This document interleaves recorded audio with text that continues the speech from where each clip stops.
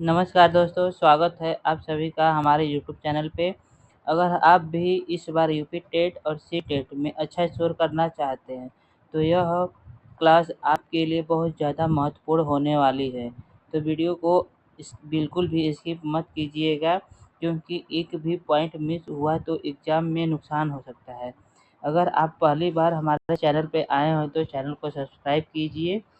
चलिए शुरू करते हैं आज के सेशन को। यहीं से पहला सवाल क्या कह रहा है? कह रहा है कि कोलहर यह सिद्धांत सिद्ध करना चाहता था कि सीखना पहला है कि एक ऐसी स्थिति जिसमें व्यक्ति और पशु से श्रेष्ठ है, या यादृच्छिक क्रिया है, या संज्ञानात्मक संक्रिया है, या परिस्थिति के विभिन्न विभिन्न अंगों का प्रत्यक्षीकरण है। तो इसका हो जाएगा सी, हो जाएगा संज्ञानात्मक संक्रिया है।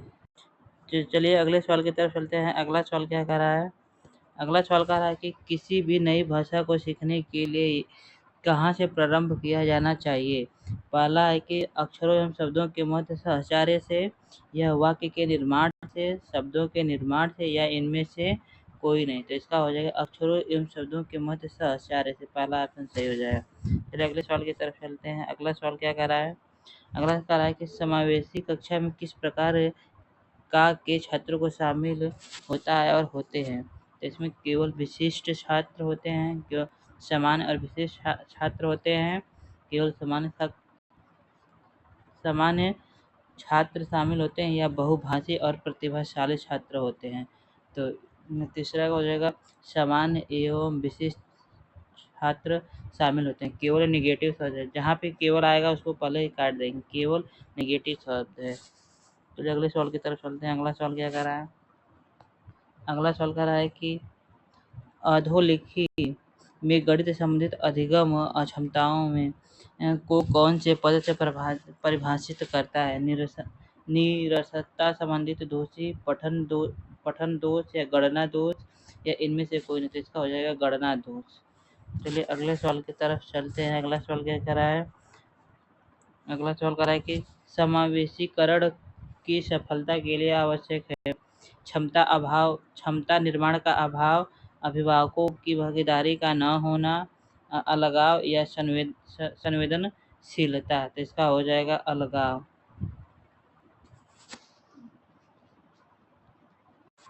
इसका अलगाव नहीं होगा, इसका होगा संवेदनशीलता। चलिए अगले सवाल की तरफ चलते हैं। अगला सवाल क्या कर रहा है?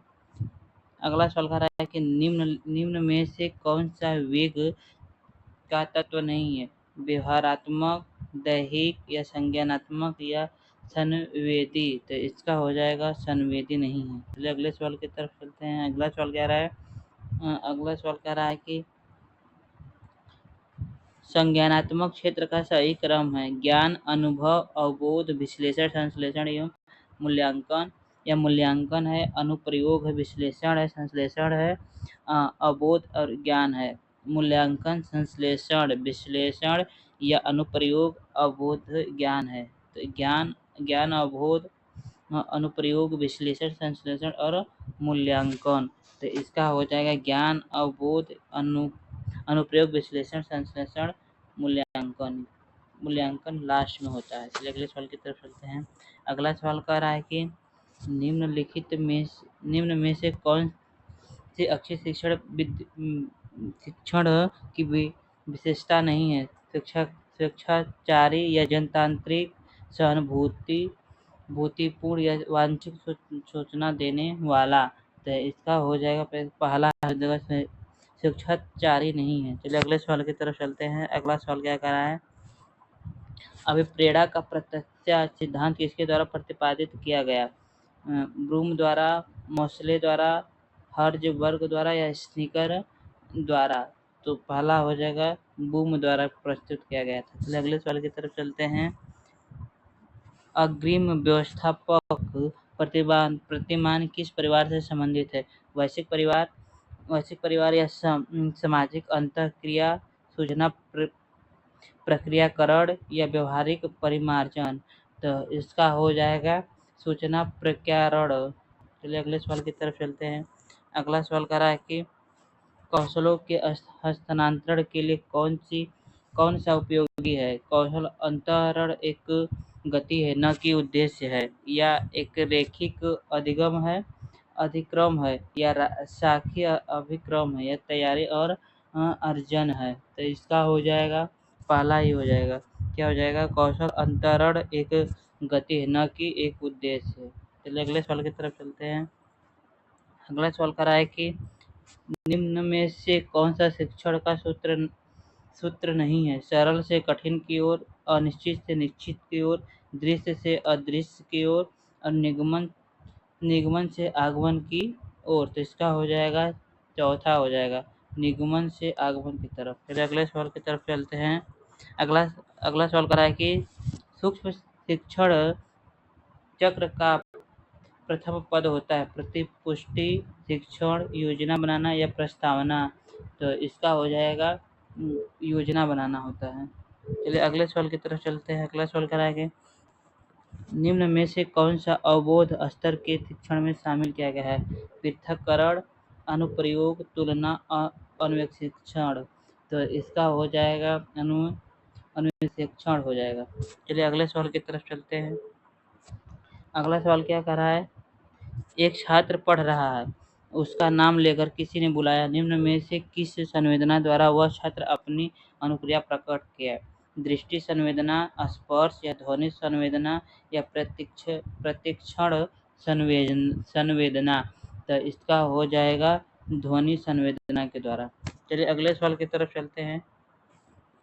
पियाजे के सिद्धांत के अनुसार प्राय संक्रियात्मक अवस्था की अवधि क्या है? 4 से 8 वर्ष, जन्म से 2 वर्ष, 2 से 7 वर्ष, या 5 से 8 वर्ष। तो इसका हो जाएगा 2 से 7 वर्ष के बीच। चलिए अगले सवाल की तरफ चलते हैं। अगला सवाल क्या कर रहा है? अगला सवाल कर रहा है कि निम्न में से कौन सी बाल्यावस्था को बौद्धिक विकास की विशेषता नहीं होती है? भविष्य की योजना की सूझबूझ, या विज्ञान की कल्पना, कथाओं में अधिक रुचि, बढ़ती हुई तार्किक शक्ति, या काल्पनिक भय का अंत। तो इसका हो जाएगा भविष्य की योजना की सूझबूझ। पहला इसका आंसर हो जाएगा। चलिए अगले सवाल की तरफ चलते हैं। अगला सवाल क्या कर रहा है? अगला सवाल कर रहा है कि निम्न में से इनमें से कौन सा मनोवैज्ञानिक भाषा विकास के संदर्भ में है? पल्लव, बीने, चोम्स्की या मोसले। तो इसका हो जाएगा चोम्स्की है। चलिए अगले सवाल की तरफ चलते हैं। अगला सवाल क्या कर रहा है? थायनाइक ने अपने सिद्धांत को किस शीर्षक से सिद्ध किया था? संज्ञानात्मक अधिगम, अधिगम के प्रयास एवं भूल से, संकेत अधिगम, और स्थान अधिगम। तो इसका आंसर हो जाएगा अधिगम के प्रयास एवं भूल से। इसका दूसरा ऑप्शन सही हो जाएगा। चलिए अगले सवाल की तरफ चलते हैं। अगला सवाल का गिरोह अवस्था किस आयु एवं विलंब विकास से संबंधित है? 16 से 19 वर्ष एवं नैतिकता है, 3 से 6 वर्ष एवं भाषा है, 8 से 10 एवं समाजीकरण है, या 16 से 19 वर्ष तक संज्ञानात्मक है। तो इसका हो जाएगा 8 से 10 वर्ष एवं समाजीकरण हो जाएगा। चलिए अगले सवाल की तरफ चलते हैं। अगला सवाल क्या कर रहा है? अगला सवाल कर रहा है कि पियाजे के अनुसार संज्ञानात्मक विकास की तृतीय अवस्था निम्न में से कौन सी है? औपचारिक संक्रियात्मक अवस्था, पूर्व संक्रियात्मक अवस्था, या मूर्त संक्रियात्मक अवस्था, या संवेदी गामक अवस्था। तो इसका हो जाएगा मूर्त संक्रियात्मक अवस्था। चलिए अगले सवाल की तरफ चलते हैं।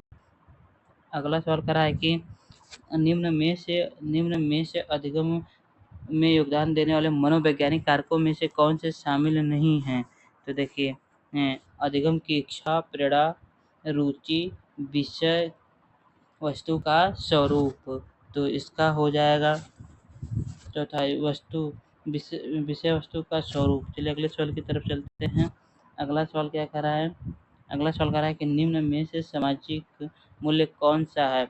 न्यायपरक व्यवहार, प्राथमिक लक्ष्य, मूल प्रवृत्ति, या आक्रामकता की आवश्यकता। तो इसका हो जाएगा सहायता परक व्यवहार। चलिए अगले सवाल की तरफ चलते हैं। अगला सवाल क्या कर रहा है?